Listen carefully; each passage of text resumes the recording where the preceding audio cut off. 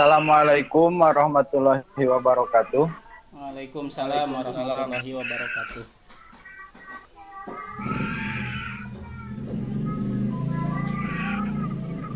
Selamat datang di pertemuan yang keempat ya di room kami Ya, atau yang kedua di room saya sebagai host. Pada kali ini temanya tentang pembelajaran berbasis proyek kekinian.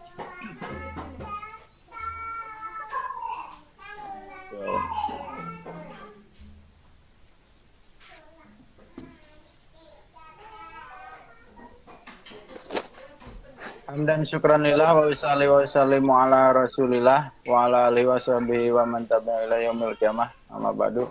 Bapak, Ibu peserta PCT Basinam Jabar yang kami hormati, kami ucapkan selamat datang di room kami pada kesempatan sore hari ini. Kami terdiri dari 3 orang, yang pertama saya Hidayat sebagai host, kemudian Pak Fuad pada kali ini sebagai moderator, dan Pak Aris Ahmad Sobari sebagai presenter. Untuk mengefektifkan waktu, mari kita buka acara ini dengan bacaan basmalah. Bismillahirrahmanirrahim. Untuk selanjutnya, acara akan dipandu oleh saudara Pak Fuad. Kepadanya kami persilahkan. Silakan Pak. Ya, terima kasih Pak Ip atas waktunya. Bismillahirrahmanirrahim. Assalamualaikum warahmatullahi taala wabarakatuh. Waalaikumsalam warahmatullahi wabarakatuh. Waalaikumsalam warahmatullahi wabarakatuh. Hamdan alhamdulillah wassalatu wassalamu ala rasulillah wa ala alihi wa ashabihi wa man tabi'ahum ila yaumil qiyamah, amma ba'du. Pertama-tama saya mengucapkan terima kasih kepada tim dan seluruh partisipan, khusus untuk pendamping juga PJ wilayah. Mudah-mudahan kegiatan kali ini, kegiatan kita yang keempat di grup kami ini, diberi kemudahan selama 1 jam ke depan.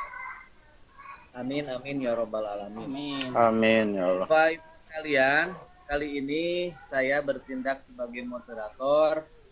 Kemudian teman saya Pak Ip Hidayat bertindak sebagai host.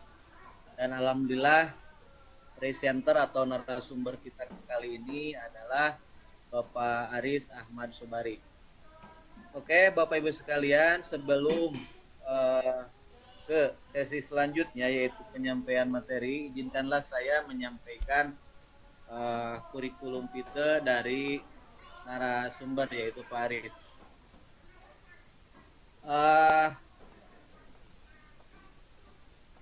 Beliau nama lengkapnya Aris Ahmad Sobari, seorang guru PAI dari SMAN 1 Cineam. Beliau merupakan PNS angkatan tahun 2015. Dan ini merupakan keluarga beliau, 1 istri dan 2 anak. Alhamdulillah istrinya belum 2 ya. Alhamdulillah. Ini profilnya seperti ini. Kemudian rekam jejak pendidikannya, beliau alumnus dari SDN Sukarintik tahun 94, SMFTS Lisda Pasir Angin tahun 87, SMAN 2 Indihang tahun 2000, D2 PGSD SDI tahun 2007, S1 PAI SDI tahun 2011. Itu untuk pendidikan beliau. Kemudian pengalaman organisasi beliau cukup matang, pernah menjabat sebagai ketua OSIS di MTS, pernah juga sebagai ketua umum PMR Palang Merah Remaja di SMAN 2 Indihang.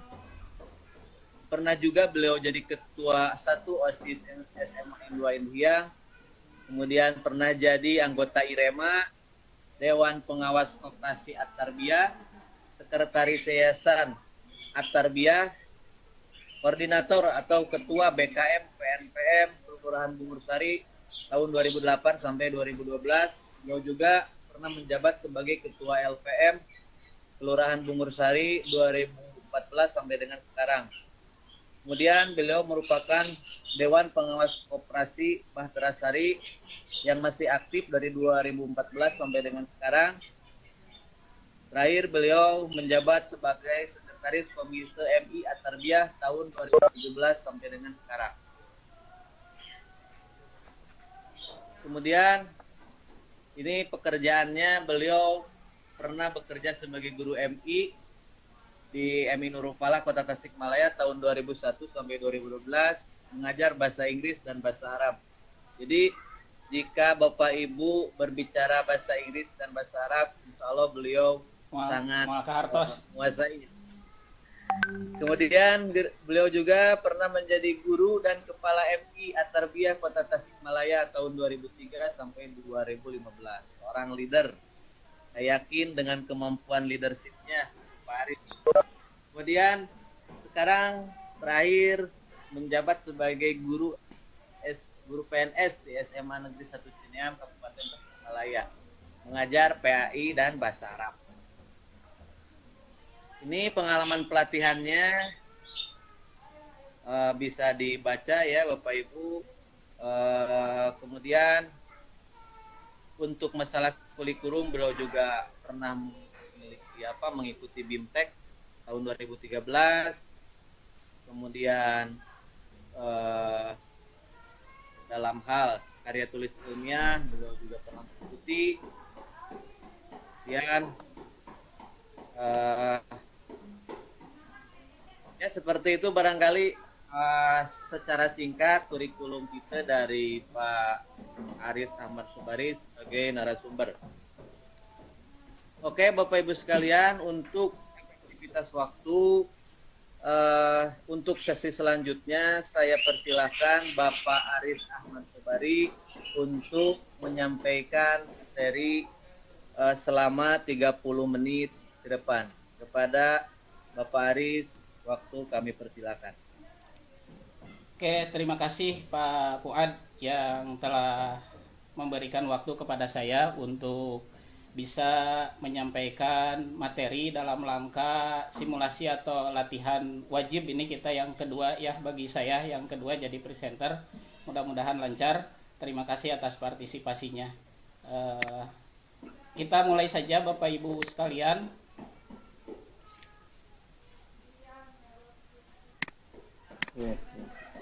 Saya sharekan dulu materinya. Pak Fuad, dicek suara saya cukup jelas kah? Jelas ya. Bismillahirrahmanirrahim. Assalamualaikum warahmatullahi wabarakatuh. Bismillah, alhamdulillah, wa syukur ala ni'amillah, wassalatu wassalamu ala rasulillah, wa ala alihi wa sahbihi wa mawalah, amma ba'du. Allahumma zidna ilman warzuqna fahman birahmatika ya arhamar rahimin. Bapak Ibu sekalian yang saya hormati, terutama dalam hal ini yang kita hormati dan kita sayangi bersama Ibu PJ Wilayah dan Bapak PJ Wilayah Ibu Nisa dan Pak Alam telah hadir di room kita. Pak Fuad, Pak Ip, terima kasih atas supportnya dan partisipasinya. Juga Bapak Ibu sekalian yang hadir di room ini yang tidak bisa saya sebutkan satu persatu.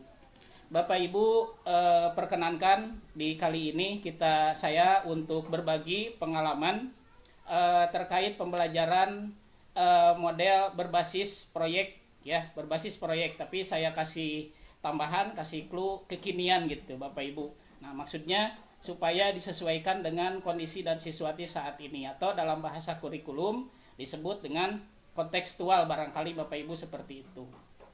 Nah, nanti pada akhirnya saya juga mohon sharing pengalaman yang lain dari Bapak Ibu sekalian untuk perbaikan khususnya saya dalam hal pembelajaran wabil khusus lagi dalam pembelajaran yang berbasis proyek seperti ini Bapak Ibu. Baiklah Bapak Ibu sekalian, saya tidak berlama-lama, saya percepat saja materi paparan saya. Ini Bapak Ibu, pembelajaran berbasis proyek sebagaimana kita ketahui merupakan salah satu dari model pembelajaran. Di samping ada pembelajaran yang berbasis masalah atau problem based learning, kemudian ada juga ini project based learning atau inquiry, pembelajaran berbasis inquiry dan lain sebagainya Bapak Ibu sekalian. Ini sedang tren Bapak Ibu sebagaimana yang dijelaskan di buku pedoman Kementerian Pendidikan bahwa pembelajaran berbasis proyek adalah atau project based learning atau PJBL ini adalah metode pembelajaran yang menggunakan proyek, yang menggunakan model pembelajaran yang menggunakan proyek sebagai kegiatan inti pembelajaran. Jadi pembelajaran berbasis proyek ini dirancang untuk digunakan pada permasalahan kompleks yang diperlukan peserta didik dalam melakukan investigasi dan pemahamannya Bapak Ibu. Kemudian ada beberapa hal yang perlu diperhatikan Bapak Ibu ketika kita merancang pembelajaran berbasis proyek. Yang pertama tentu saja prinsip-prinsipnya. Yang pertama seperti dalam pembelajaran dengan model yang lain, pembelajaran berbasis proyek juga berpusat pada siswa. Kemudian tugas proyek menekankan pada kegiatan penyelesaian proyek berdasarkan satu tema atau topik yang telah ditentukan dalam pembelajaran. Kemudian tema atau topik dapat dikembangkan dari satu kompetensi dasar tertentu Bapak Ibu, atau kalau di kelas di tingkat bawah, di tingkat dasar itu berdasarkan tema tertentu dan lain sebagainya Bapak Ibu. Kemudian ya berikutnya penyelidikan atau eksperimen yang dilakukan harus otentik dan menghasilkan produk yang nyata Bapak Ibu, dan menghasilkan produk yang nyata. Kemudian selanjutnya dikomunikasikan untuk mendapat tanggapan dan umpan balik dari perbaikan produk tersebut. Kemudian yang terakhir prinsipnya adalah pembelajaran dirancang dalam pertemuan tatap muka dan tugas mandiri dalam memfasilitasi dan monitoring oleh guru. Seperti itu Bapak Ibu guru yang saya hormati prinsip dari pembelajaran proyek ini. Kemudian Bapak Ibu mengapa harus berbasis proyek? Nah ini juga penting Bapak Ibu, karena pembelajaran berbasis proyek ini sangat banyak manfaatnya atau keuntungannya atau plusnya. Yang pertama tentu meningkatkan motivasi belajar, mendorong kemampuan siswa. Kemudian yang kedua, mengembangkan kemampuan siswa dalam memecahkan masalah dan berpikir kritis Bapak Ibu. Yang ketiga, mengembangkan keterampilan komunikasi, kolaborasi, ini terutama karena dalam proyek ini hampir rata-rata dilaksanakan secara tim Bapak Ibu, secara tim. Maka kemampuan berkolaborasi ini menjadi hal utama dalam pembelajaran berbasis proyek. Yang keempat, memberikan pengalaman kepada siswa dalam pembelajaran praktik dan mengorganisasi proyek. Nah, seperti itu Bapak Ibu. Kemudian yang kelima, melibatkan siswa untuk belajar mengambil informasi dan menunjukkan pengetahuan yang dimiliki. Nah, itu Bapak Ibu. Kemudian diimplementasikan dalam dunia nyata. Kemudian yang keenam, Bapak Ibu, membuat suasana belajar menjadi menyenangkan, sehingga siswa maupun guru menikmati proses pembelajarannya. Ini terutama Bapak Ibu ketika pengalaman saya ketika proyek atau produk yang dihasilkan dari pembelajaran berbasis proyek ini kita apresiasi anak dengan cara diupload misalkan Bapak Ibu ke dunia maya, ke internet dan media lainnya, ke media sosial dan lain sebagainya. Kemudian mereka menanggapi sendiri Bapak Ibu. Nah itu yang membuat mereka menjadi senang dan semakin tertantang. Akan tetapi Bapak Ibu, dalam pembelajaran proyek ini tentu di samping ada kelebihan juga terdapat kekurangannya. Dapat kekurangan. Nah, salah satunya adalah ini Bapak Ibu. Yang pertama, pembelajaran berbasis proyek ini memerlukan waktu untuk menyelesaikan permasalahan. Nah, kemudian yang kedua membutuhkan biaya yang cukup. Yang ketiga, banyak instruktur yang merasa nyaman dengan kelas tradisional, di mana dalam hal ini Bapak Ibu instruktur yang dimaksud adalah guru gitu, di mana instruktur memegang peran utama di kelas. Jadi ini harus berubah, jadi nanti jadi student center Bapak Ibu. Nah, kemudian selanjutnya adalah banyak peralatan yang harus disediakan. Kemudian peserta didik juga memiliki kelemahan dalam percobaan dan pengumpulan informasi. Kemudian yang keenam, nanti ada kemungkinan peserta didik yang kurang aktif dalam kerja kelompok. Nah, itu Bapak Ibu. Kemudian yang terakhir, ketika topik diberikan kepada masing-masing kelompok berbeda, khawatir peserta didik tidak memahami topik secara keseluruhan. Nah, namun Bapak Ibu, dengan banyaknya ini, maka biasanya pembelajaran berbasis proyek ini, model ini diberikan tidak terlalu sering Bapak Ibu. Nah, misalkan satu semester itu 1 kali, atau kalau terlalu berat dirasakan juga kita memilih salah satu KD dalam 1 tahun Ibu untuk dilaksanakan pembelajaran berbasis proyek. Jadi 1 tahun cukup 1 kali. Seperti yang saya laksanakan Bapak Ibu di sekolah. Jadi di kelas 10 itu cukup 1 kali, kelas 11 itu cukup 1 kali, atau kadang saya 2 kali ya, 1 semester 1 kali. Nah, di kelas 12 itu juga 1 kali Bapak Ibu. Seperti itu biasanya, karena memang waktunya panjang, harus dikontrol. Kemudian Bapak Ibu, bagaimana prosedur atau langkah-langkah mempersiapkan pembelajaran berbasis proyek. Nah, ini Bapak Ibu. Yang pertama, tentu kita menyiapkan pertanyaan sebagai stimulus Bapak Ibu, sebagai stimulus untuk melaksanakan penugasan proyek ini. Misalkan dengan hal-hal yang kontekstual, misalkan seperti itu Bapak Ibu. Contoh, kalau saya misalkan dalam KD mata mapel agama, mohon maaf nih bagi yang Bapak Ibu yang mengajar hal lain, saya tentu tidak menguasai bidang yang Bapak Ibu laksanakan di sekolahnya masing-masing.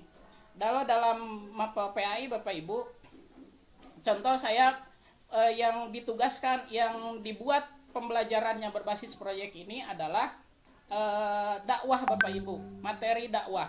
Nah, maka dalam hal ini saya biasanya mengkontekstualkannya itu dengan lagu religi Bapak Ibu. Maka nanti proyeknya direncanakan anak-anak itu membuat lagu religi atau mengubah teks liriknya gitu minimal Bapak Ibu. Kemudian Bapak Ibu, yang kedua, prosedurnya adalah langkahnya itu mendesain perencanaan proyek. Kemudian yang ketiga, menyusun jadwal. Karena ini wajib Bapak Ibu dalam pembelajaran berbasis proyek karena waktunya yang sangat lama. Nah, jadi saya biasanya 3 bulan sampai 4 bulan Bapak Ibu. Jadi nanti setiap minggu itu ditanyakan ke anak-anak di setiap kelas itu progresnya seperti apa. Perkembangan, kemajuan, hasilnya itu seperti apa. Terus dikontrol apakah ada kendala atau tidak. Nah, seperti itu Bapak Ibu semua. Kemudian yang keempat, Bapak Ibu, ini yang tadi saya sampaikan, memonitor kegiatan dan perkembangan proyek. Nah, biasanya saya sekali lagi Bapak Ibu saya sampaikan, setiap kali masuk kelas itu ditanyakan di sela-sela. Ketika mengabsen di awal pelajaran atau di akhir pelajaran, saya singgung masalah progres pembuatan proyek itu sendiri.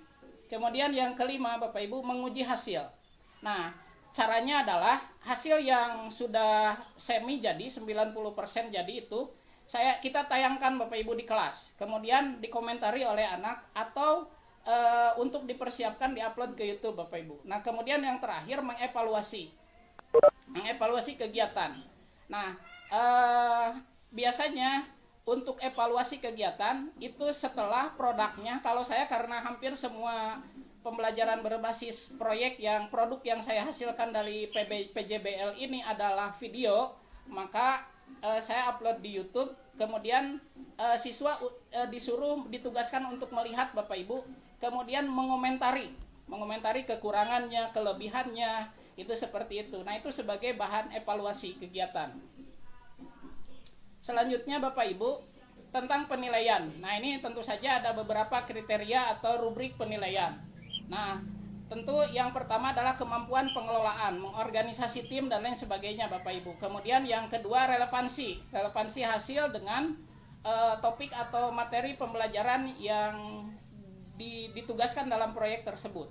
Kemudian yang ketiga tentu saja keaslian. Nah, ini penting untuk ditekankan ke anak-anak sejak sekarang Bapak Ibu, supaya kelak di kemudian hari mereka tidak menjadi siswa-siswi atau orang-orang yang suka plagiat gitu, seperti itu Bapak Ibu. Jadi suka yang harus original.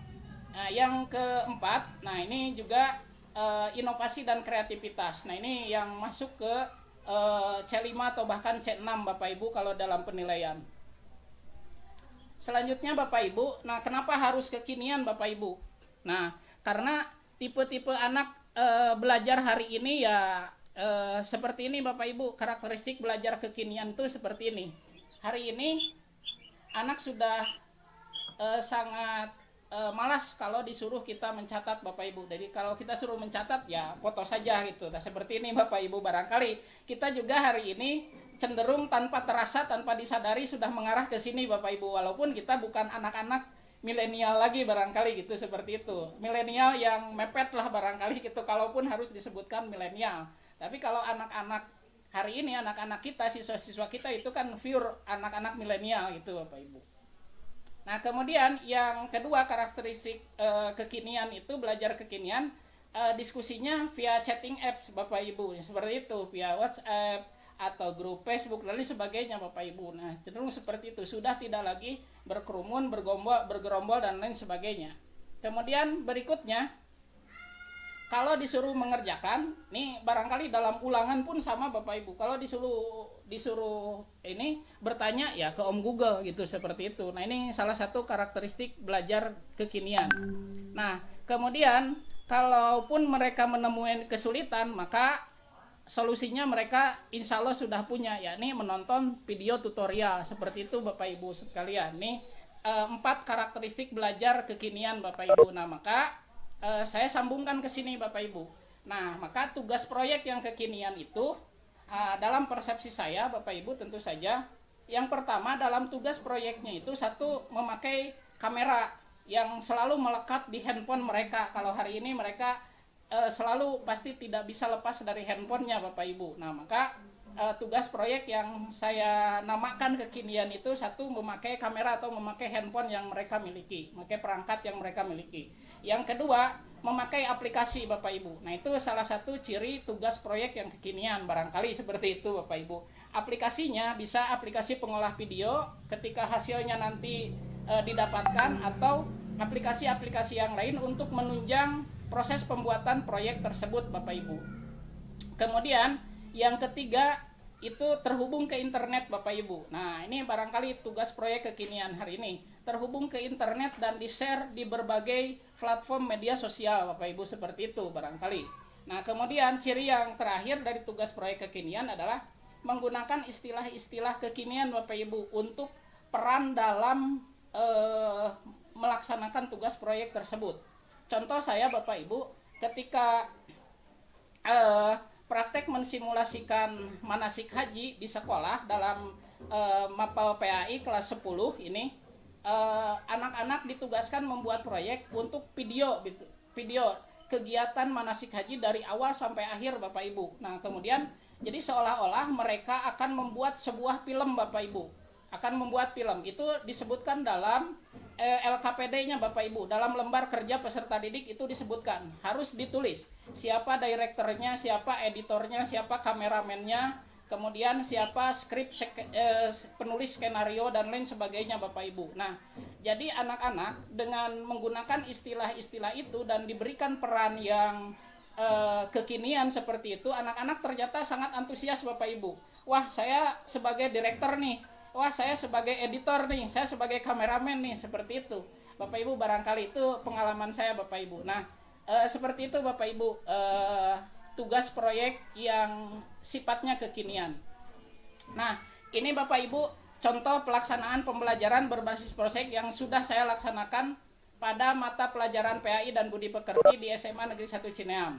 Yang pertama saya sudah melaksanakan membuat video simulasi manasik haji Bapak Ibu. Nah haji dan umroh tentu saja. Ini di link YouTube saya Bapak Ibu bisa kunjungi, bisa lihat. Nah ini hasilnya, barangkali nanti saya tayangkan sedikit nih Pak Fuad, Pak Iip, nanti kita tayangkan sedikit. Kemudian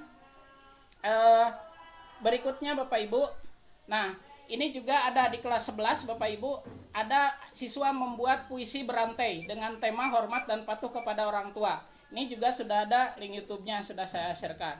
Kemudian berikutnya Bapak Ibu, ini hasil produk dari tugas proyek yang sudah saya berikan ke anak-anak. mengubah lirik lagu yang umum yang sedang hit hari ini Bapak Ibu menjadi lirik lagu religi Bapak Ibu. Nah ternyata yang ini anak-anak senang Bapak Ibu. Ini tugas dalam dakwah Bapak Ibu. Nah spesifiknya adalah dakwah bilhal, yaitu dengan melalui seni dan budaya gitu seperti itu. Nah maka anak-anak ditugaskan untuk mengubah lirik lagu umum menjadi lirik lagu religi Bapak Ibu. Nah ini hasil karya dari siswa-siswi SMA Negeri 1 Cineam Bapak Ibu sekalian.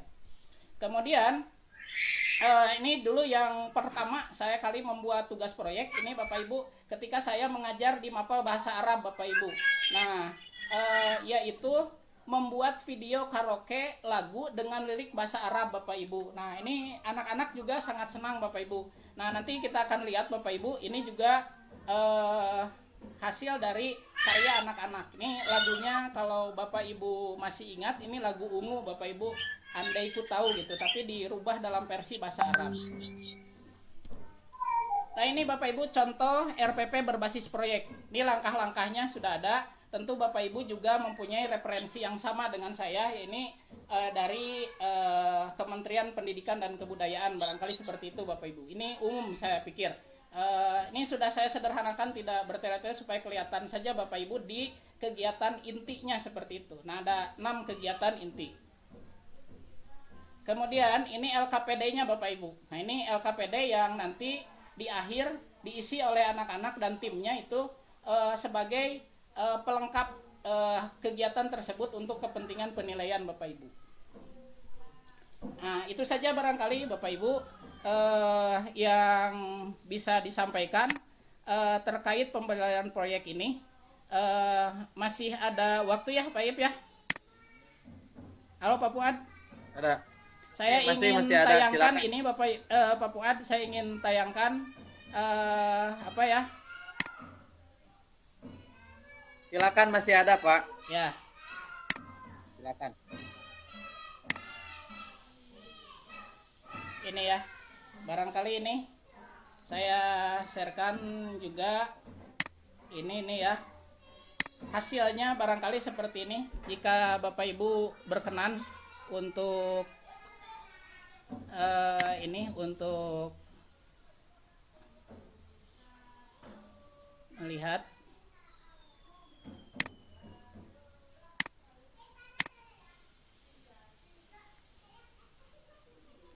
Ini Bapak Ibu, nih ada tugas di sini.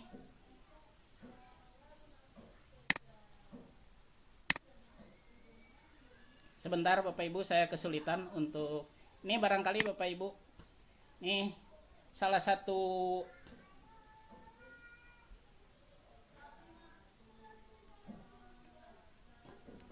apakah muncul Pak Fuad?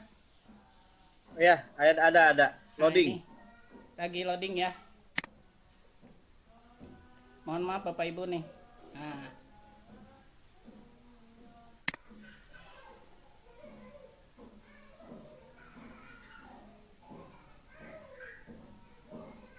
Share screen-nya. Aduh. Agak lelet ya.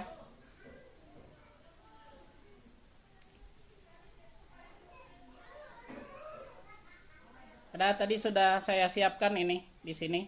Barangkali apakah sudah muncul ini terlihat ya Bapak Ibu ya? Ada. Nah, ini Bapak Ibu. Gambar. Mohon maaf Pak Fuad, munculkah suaranya? Ada muncul. Kami dari 11 IPA 2 akan menampilkan puisi yang berjudul Suara YouTube-nya nggak ada Pak. Suara YouTube-nya. Orang tua adalah ladang kasih sayang dan menjadi keberkahan untuk kita dalam mulainya. Sudah. Kau adalah malaikatku, penyembuh luka di saat aku mengalami kesedihan. Aku tak ingin hati itu seakan tergores saat ku menutup mata bunda. Kelak nanti akan kuangkat derajat kedua orang tua. Suara YouTube-nya tidak muncul Pak. Seluruh kasih sayang dan semuanya saja Oh sama. gitu. Tidak akan Tidak apa-apa lah. Selain itu yang ini Bapak Ibu, ini yang kedua yang tadi saya sebutkan di list, barangkali ini. Kaulah segalanya bagiku. sekalian promosi Pak Fuad. Barangkali bisa dikunjungi nih channel YouTube sayanya. Nah, ini Bapak Ibu, nah ini yang mengubah lirik lagu yang kita hit, lirik lagu Ibu menjadi lirik lagu yang religi Bapak Ibu. Barangkali Bapak Ibu bisa melihatnya nanti di YouTube lah, barangkali seperti itu. Supaya menambah subscribe saya juga. Ini luar biasa Bapak Ibu, apa yang mereka tampilkan itu ternyata di luar ekspektasi yang saya harapkan. Mereka sangat luar biasa hasilnya. Rata-rata mengejutkan kita, rata-rata mengejutkan. Karena kemampuan mereka memang di luar dugaan kita. Ternyata mereka sangat mampu.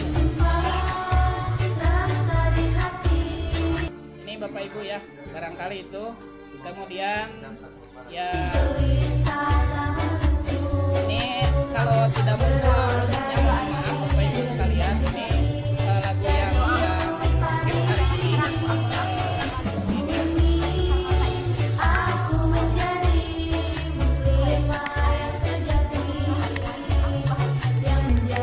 Ibu siapa Pak Ibu? Ibu, Kemudian kau ini bagai malaikat tak bersayap yang menyayangiku sepenuh hati. Aisyah ya Pak. ini juga sama nih. Kemudian yang ini Bapak Ibu. Kemudian ada juga yang tugas manasik haji.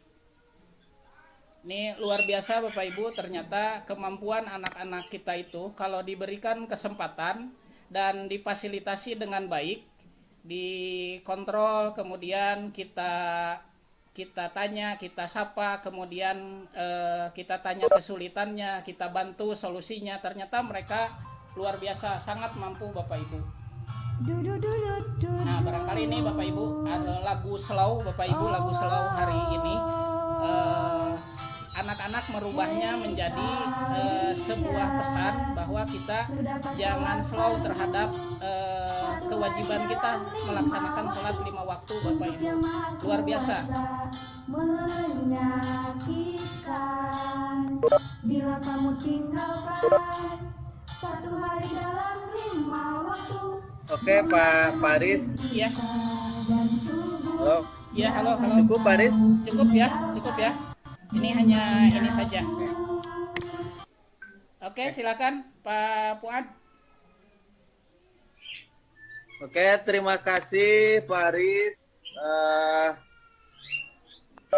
Telah sangat baik menyampaikan materi kepada kami. Paparan yang cukup bagus. Oke, untuk selanjutnya, untuk sesi yang kedua adalah sesi tanya jawab. Kami memfasilitasi Bapak Ibu semua, seluruh partisipan yang hadir di room ini untuk sekedar menyampaikan pertanyaan atau juga mungkin menambahkan pengalaman di sekolah Bapak Ibu. Ya. Untuk sesi yang kedua saya kasih waktu sekitar 5 menitan lah. Silakan.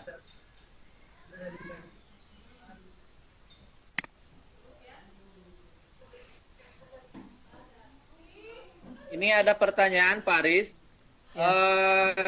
Boleh tanya Pak? Iya. Pertanyaan cuma saja, apa tadi disinggung mengenai pembelajaran K13 itu harus bersifat ilmiah. Iya, betul. Mohon Bapak jelaskan tahapan pembelajaran ilmiah dengan detail guna membentuk pola memori building yang baik. Terima kasih Pak. Terima kasih atas pertanyaannya. Ini berdasarkan apa yang saya pahami saja, barangkali Bapak Ibu, karena apa ya, seperti tadi juga sudah disinggung di materi Bapak Ibu, ketika kita melaksanakan model pembelajaran berbasis proyek ini, tadi ada langkah-langkahnya Bapak Ibu, atau dalam istilah kurikulum 13 itu dikenal dengan istilah sintak Bapak Ibu. Nah, ketika sintak itu kita ikuti secara urut Bapak Ibu, secara urut dari nomor 1 sampai nomor 2, nomor 3 secara berurutan terakhir. Nah, maka itu adalah tahapan-tahapan ilmiah Bapak Ibu. Itu tahapan-tahapan mereka bekerja secara ilmiah berdasarkan prinsip keilmuan Bapak Ibu. Seperti tadi yang ada di ininya Bapak Ibu, di slide Bapak Ibu. Nah, ini barangkali seperti itu Bapak Ibu. Tahapannya tadi kan ada sintaknya Bapak Ibu di pelajaran itu. Barangkali demikian. Nah, menurut hemat saya, sintak dalam setiap model itu kan sudah ada sintaknya Bapak Ibu ya. Sudah ada sintaknya, dan itu insya Allah sudah para ahli pakar di bidang pendidikan yang menyusunnya. Nah, maka ketika sintak itu ditahapi, maka bisa dipastikan, kalau menurut saya Bapak Ibu, bisa dipastikan anak-anak bekerja itu berarti sudah melalui prinsip-prinsip bekerja secara ilmiah Bapak Ibu. Itu barangkali Pak Fuad, atau mungkin Pak Fuad, Pak Iip bisa menambahkan barangkali, silakan. Kalau dari saya seperti itu. Cukup jelas Pak Aris. Cukup jelas ya. Bagaimana Bu Ai? Bu Ai, bagaimana tanggapannya? Silakan partisipan yang lain. Barangkali ada yang mau sekedar menambahkan juga boleh. Kalau tadi ada materi yang belum tersampaikan oleh Pak Aris, silakan untuk menambahkan atau bahkan mengoreksi, silakan. Cek. Ya. Andi Maya Pak. Terus. Ya, silakan Pak Maya. Silakan Pak Maya. Atur nuhun. Pak Aris. Iya, siap. Panginten. Oh iya, terima kasih. Kalau kami di SMK mungkin khususnya pelajaran produktif itu pasti mengarah ke produk ya. Jadi outputnya itu di produk gitu. Nah, memang saya pribadi kebetulan saya ngajar di produktif, itu tidak jadi kendala. Cuma memang entah kenapa ya, ketika anak sekarang, apalagi dalam kondisi sekarang, hampir semua mata pelajaran kan itu dituntut jadi produk juga kan. Seperti mereka harus mengerjakan, meskipun bari acting gitunya, dipoto mengerjakan tugas naon gitu. Itu kalau menurut saya sih, saya pikir itu kendala gitu. Terus juga saya berpikir bagaimana dengan pelajaran-pelajaran lainnya gitu, kayak seperti, tapi kalau mendengar dari paparan Bapak sih, agama itu bisa dijadikan pembelajaran proyek juga gitu. Betul Pak. Nah, kira-kira ada kiat apa gitu yang akhirnya semua pelajaran, termasuk mungkin pelajaran yang seperti matematika atau PKN kah atau apa gitu, bisa dibentukkan dalam proyek gitu. Saya minta itu satu. Kemudian yang kedua, betul tadi saya bertanya di chat sebetulnya sebelum Bu Ai. Saya minta link YouTube-nya biar kelihatan, soalnya voice itu nggak kedengaran gitu kalau di share. Siap. Ya. Biar saya sakantenan like sama subscribe punya Facebook Bapak. Oke, siap. Atur nuhun. Siap. Langsung dijawab saja Pak Fuad ya. Silakan Pak Aris. Terima kasih Pak Maya atas pertanyaan atau masukannya. Nah, pada prinsipnya Bapak Ibu atau Pak Maya yang saya hormati, pada prinsipnya pasti semua mapel bisa menggunakan sistem atau model pembelajaran berbasis proyek. Pada prinsipnya seharusnya gitu, tidak ada ini. Nah, tergantung nanti karakteristik mata pelajarannya tersendiri, kemudian tentu kemampuan guru dalam hal ini untuk memilih KD yang cocok untuk digunakan model pembelajaran berbasis proyek ini Bapak Ibu. Nah, berdasarkan pengalaman ini Pak Maya ya, supaya tidak mengawang-awang, saya menjawabnya berdasarkan pengalaman. Saya punya pengalaman Bapak Ibu ketika ingin menugaskan anak mensimulasikan praktek ibadah haji, manasik haji Bapak Ibu. Itu dalam benak saya ini terbayang oleh saya akan sangat sulit dilaksanakan. Kenapa? Karena manasik haji ini sudah dilaksanakan hari ini, bahkan gebiar dilaksanakan oleh anak-anak TK Bapak Ibu. Kebayang sama saya mereka disamakan dengan anak-anak TK tersebut. Nah, maka saya berpikir keras bagaimana supaya mereka antusias melaksanakan ini. Nah, maka terpikir oleh saya untuk menggunakan model pembelajaran berbasis proyek, yakni nanti hasilnya setelah melaksanakan simulasi itu adalah sebuah produk video manasik simulasi manasik haji dan umroh, Bapak Ibu. Nah, anak-anak diberikan tugas peran Bapak Ibu sebagai direkturnya siapa, yang tadi saya sebutkan Bapak Ibu, kameramennya siapa, nanti video editornya siapa, kemudian penulis naskahnya siapa. Jadi saya bawa anak-anak itu berimajinasi bahwa kita hari ini akan membuat sebuah film Bapak Ibu, sebuah film barangkali dalam kategori film ya film dokumenter Bapak Ibu. Seperti itulah kurang lebih gitu, karena saya kurang paham juga istilah-istilah dalam perfilman seperti itu. Nah, jadi seperti itu Bapak Ibu. Nah, ketika ditugaskan seperti itu ternyata anak-anak saling kontrol Bapak Ibu ketika pelaksanaannya itu, saling kontrol. Kalaupun nanti adegannya harus diulang, itu direkturnya yang menentukan bahwa ini adegannya harus diulang karena ada adegan yang salah dari salah satu anggota kelasnya gitu, seperti itu Bapak Ibu. Nah, barangkali saya pikir kalau dihubungkan dengan mapel yang lain Bapak Ibu ya seperti itu. Jadi ketika misalkan dalam sebuah proyek di SMK misalkan, kalau yang saya ini membayangkan saja Pak Maya ya, membayangkan saja karena saya tidak paham di SMK seperti apa. Barangkali misalkan ketika melakukan servis misalkan dalam kendaraan bermotor, ya diproyekkan saja barangkali kalau menurut saya divideokan bagaimana menservis karburator misalkan dari A sampai Z, kemudian di video nah hasil karyanya, maka dari awal insya Allah akan satu produknya itu sendiri bisa dihasilkan secara kompetensi, anak bisa menservis karburatornya sendiri. Yang kedua, kegiatan menservisnya itu bisa diabadikan dalam sebuah video dan itu jadi produk, jadi karya bagi anak juga dalam bentuk file video gitu. Barangkali itu Pak Maya yang bisa saya sampaikan gitu. Barangkali mangga dari partisipan atau yang lainnya bisa membantu gitu, bisa men-share pengalamannya. Seperti itu. Sementara Pak Fuad. Assalamualaikum. Waalaikumsalam. Waalaikumsalam. Silakan. Waalaikum. Silakan. Waalaikumsalam. Oh iya. Ya, terima kasih. Assalamualaikum warahmatullahi wabarakatuh. Waalaikumsalam warahmatullahi wabarakatuh. Saya Pak Yayat, Pak. Pak Hidayat. Ya, siap. Ya, salam kenal. Ini cukup menarik ya, topik masalah PJBL. Memang masalah PJBL itu adalah salah satu dari beberapa model yang direkomendasi oleh pemerintah dengan menggulirkan tentang kebijakan kuritilas. Nah, hanya memang seperti PJBL ini tidak semua guru itu bisa lebih mendalami dan bahkan belum banyak yang bisa melaksanakan secara tataran praktik di lapangan.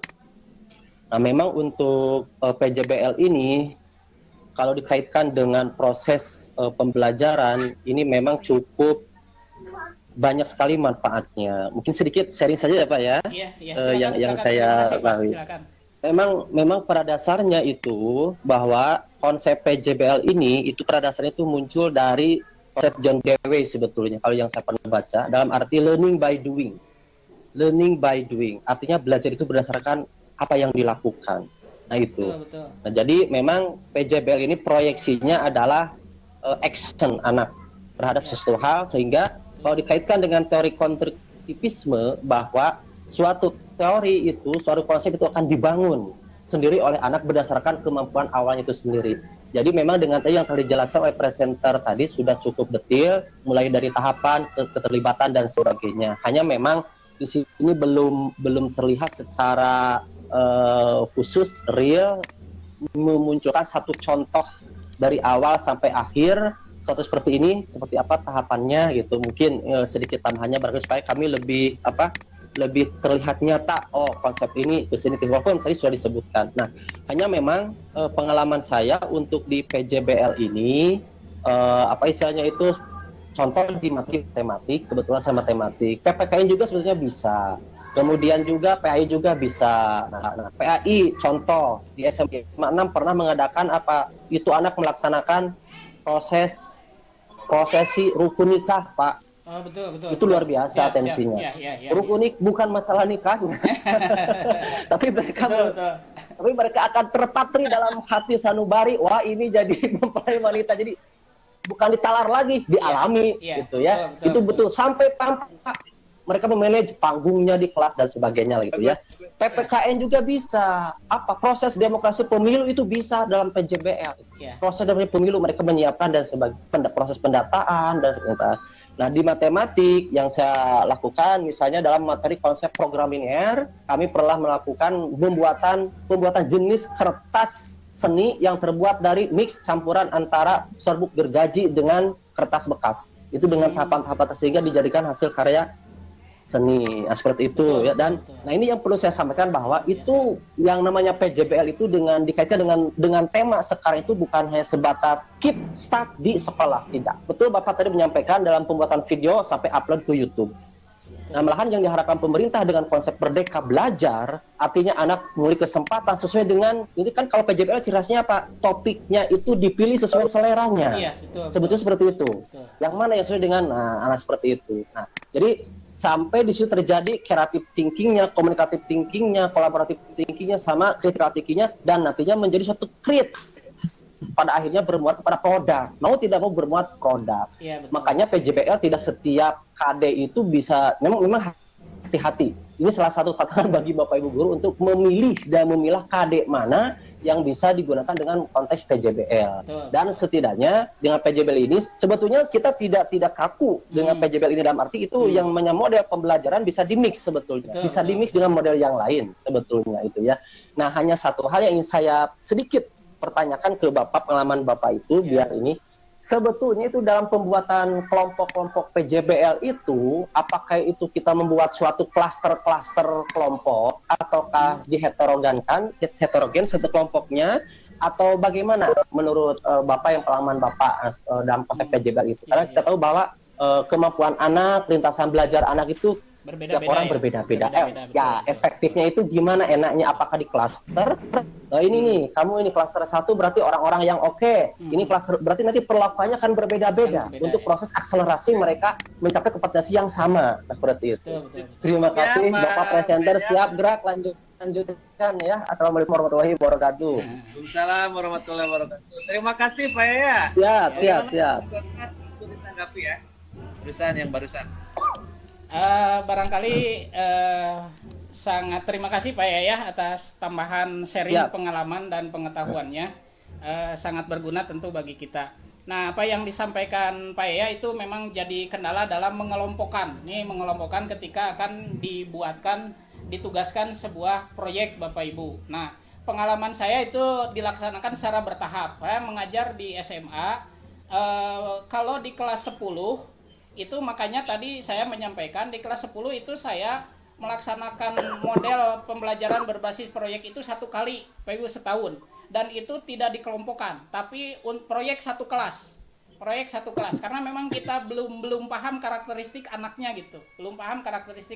maka itu dibuatkan untuk 1 kelas. Jadi 1 kelas bekerja sama, kemudian siapa yang ini, memang resikonya ada kelemahan juga Bapak Ibu, resikonya nanti ada yang nganggur gitu, tapi tidak masalah untuk kita melihat nanti di kelas berikutnya Bapak Ibu, di kelas 11. Nah, kalau di kelas 11 saya sudah mulai kelompokkan Bapak Ibu. Nah, anak-anak bekerja secara tim, membentuk kelompok. Ada di 1 kelas saya persilahkan anak-anak untuk menetapkan pilihannya masing-masing Bapak Ibu. Dan saling bantu. Kemudian yang kedua, caranya adalah berbasis peralatan yang dimiliki Bapak Ibu, karena ini keterbatasan. Saya biasanya melakukan survei kecil-kecilan Bapak Ibu, anak mana saja yang memiliki alat-alat perlengkapan lengkap untuk kebutuhan proyek yang akan dilaksanakan. Nah, kemudian nanti yang lainnya yang tidak memiliki itu dibagi rata Bapak Ibu, dibagi rata ke kelompok-kelompok yang sudah ada perlengkapannya. Seperti itu barangkali sementara dari saya. Barangkali mangga yang lain ada pengalaman yang lain seperti itu misalkan. Terima kasih. Ya. Ya. Ya. Oke, Pak Aris, terima kasih. Mungkin Bapak Ibu untuk sesi tanya jawab waktunya sudah habis. Tinggal kita tersisa 5 menit lagi untuk closing.